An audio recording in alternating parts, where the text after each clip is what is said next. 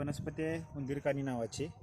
तर याला आखूपर्णी पण म्हणतात, मुषाकर्णी, कारण ह्याचं पानाचा आकार उंदराच्या कानासारखा असतो, त्याच्यामुळे त्याला मुषाकर्णी म्हणतात. ह्याचा उपयोग कृमिघ्न म्हणून वापरला जातो. याची ओळख म्हणजे ह्याच्या मिऱ्या एवढ्या येणाऱ्या बिया व पिवळी फुलं ह्याची ओळख ठरते. आणि हे जमिनीला लागून येतं. गावाकडे ह्याला सुपारी वेल पण अशा नावाने ओळखतात ह्याला. तर ह्याचा लहान मुलांमध्ये जंतांसाठी चांगला वापर होतो, की त्याचा जो त्रास होतो तर त्याच्यासाठी ह्याचा सोरस वापरला जातो. तर ह्याच्या चपातीमध्ये बनवताना ह्याचा सोरस घालून त्याची चपाती बनवून 7 दिवस द्यावा, जवळपास त्याचा त्रास नाहीसा होतो. पण त्याच्या आधी वैद्यांची सल्ला घेणं महत्त्वाचं असतं यासाठी.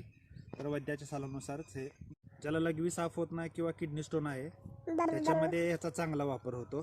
तर ह्याचा सोरस आपल्या 1 चमचा सोरस 2 टाईम घेऊ शकतो. याचा तेही वैद्यांच्या सल्ल्यानुसार घ्यावं.